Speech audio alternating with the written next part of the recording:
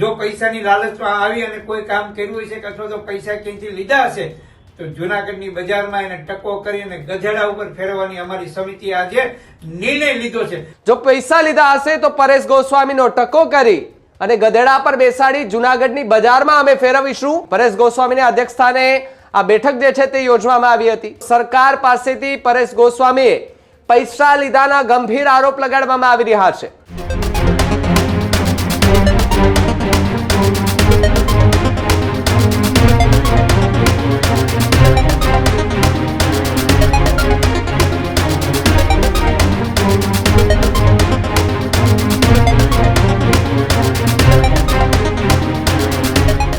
સમાચારોમાં આગળ વાત જુનાગઢની કરીએ તો પરેશ ગોસ્વામી જ્યારથી જુનાગઢથી એક ગાંધીનગર જઈને આવ્યા છે, કૃષિ મંત્રીને મળીને આવ્યા છે, ત્યારથી જ ખૂબ ચર્ચામાં આવ્યા છે અને એમના પર ગંભીર આરોપો લગાડવામાં આવી રહ્યા છે કે તેમણે પૈસા લીધા છે, એવા આરોપો લગાડવામાં આવી રહ્યા છે। ત્યારે આજે જુનાગઢની અંદર કિસાન સહકાર સમિતિની એક બેઠક મળી હતી અને આ બેઠકની અંદર આંદોલનને લઈને ચર્ચા કરવામાં આવી। પરેશ ગોસ્વામીના અધ્યક્ષસ્થાને આ બેઠક જે છે તે યોજવામાં આવી હતી। બેઠકમાં આંદોલનને લઈને મોટા નિર્ણયો જે છે તે લેવામાં આવ્યા છે। બીજી તરફ પરેશ ગોસ્વામી પર એ જે આરોપ જે છે તે લગાવવામાં આવ્યા છે તેનો વળતો જવાબ આપ્યો છે। વિરોધીઓને કિસાન સહકાર સમિતિની ચેલેન્જ જોવા મળી છે। તો બીજી તરફ વાત કરવામાં આવે તો સરકાર પાસેથી પરેશ ગોસ્વામીએ પૈસા લીધાના ગંભીર આરોપ લગાડવામાં આવી રહ્યા છે। સરકારે અમારી માંગને સમજવા માટે આ બેઠક કરી હતી તેવી વાત કિસાન સમિતિએ કરી। જે લોકો હાજર ન હતા એમણે વાતોને તરોડી મરોડીને એ સોશિયલ મીડિયા પર વાયરલ કરી હોવાના આરોપ કિસાન સમિતિએ લગાવ્યા। જો કોઈ પાસે પૈસા લીધાના પુરાવા હોય તો પછી અમને કિસાન સહકાર સમિતિને આપો, અમારી સમિતિને પૈસા લીધાના પુરાવા આપો એવી વાત ત્યાંના જુનાગઢથી લોકોએ કહ્યું છે, ખેડૂતોએ કહ્યું છે। જો પૈસા લીધા હશે તો પરેશ ગોસ્વામીનો ટકો કરી અને ગધેડા પર બેસાડી જુનાગઢની બજારમાં અમે ફેરવીશું તેવી વાત કિસાન સહકાર સમિતિના લોકો દ્વારા કરવામાં આવી।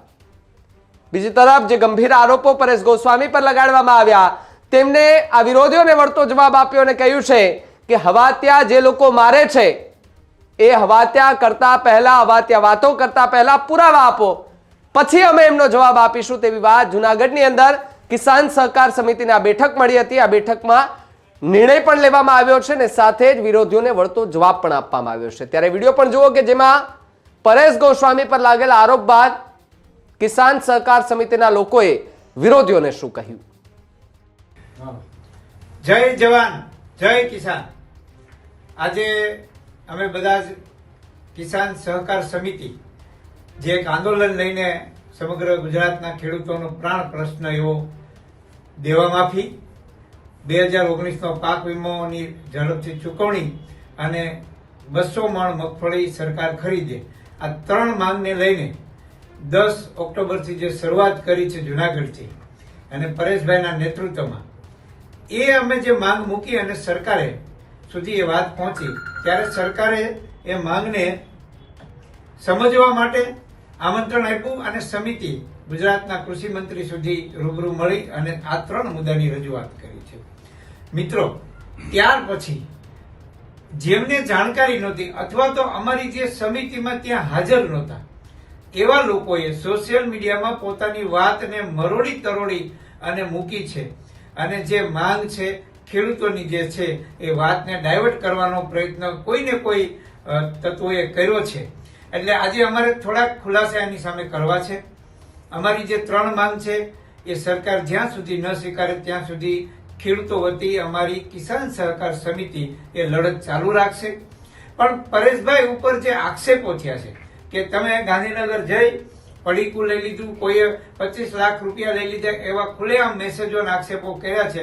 સોશિયલ મીડિયામાં આજે પોતાની વાત રજૂ કરવાનો સ્વતંત્ર અધિકાર છે, પણ એનો અર્થ એવો નથી કે જ્યાં સુધી તમારી પાસે પુરાવા ન હોય, કોઈ પણ પ્રકારના એવિડન્સ ન હોય અને તમે ગમે એવા ગપગોળા ચલાવો એ બિલકુલ વાજિબ છે। એટલે આજે અમારે ખુલાસો એ કરવો છે, પરેશભાઈ ગોસ્વામીએ જો કોઈની પાસે પુરાવા એવા હોય કે એમણે સરકાર પાસેથી પૈસા લઈ લીધા છે, પડીકું લઈ લીધું છે, 25 લાખ લઈ લીધા છે, આવી જે વાતનો એક પણ પુરાવો તમારી પાસે હોય તો અમારી સહકાર સમિતિ જે છે આ કિસાનો માટેનું જે આંદોલનની લડત વાળી એ સમિતિ વતી હું આપને આહવાન કરું છું, અમારી સમિતિનો સંપર્ક કરો અને પુરાવા લઈને આવો.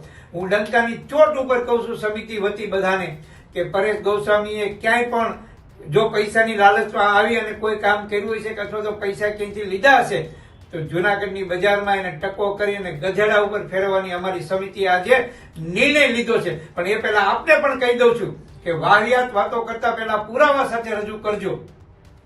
ગાંધીનગર ગયા છે તો સરકારના મંત્રી સાથે બેઠા છે, 1 by 1 વાત થઈ છે, 3 મુદ્દાની મુખ્ય માંગણી હતી. એ અન્ય જે ખેડૂતોએ પોતાની વાત પણ ત્યાં રજૂ કરી છે. ફરી કહું છું, પુરાવા સાથે અમારી સામે આવી જાઓ. સમિતિ સામે પરેશભાઈને બાજુએ અમે રાખશું. તમે પુરાવા આપો અથવા તો તમારી પાસે જે કાંઈ એવિડન્સ હોય ને લઈને આવો. અમે ચોક્કસ પરેશભાઈ ઉપર પણ એક્શન લેશું. કોઈ ગદ્દારી કરી શકે એવું આ સમિતિ નહીં ચલાવે ને નહીં ચલાવે. ધન્યવાદ.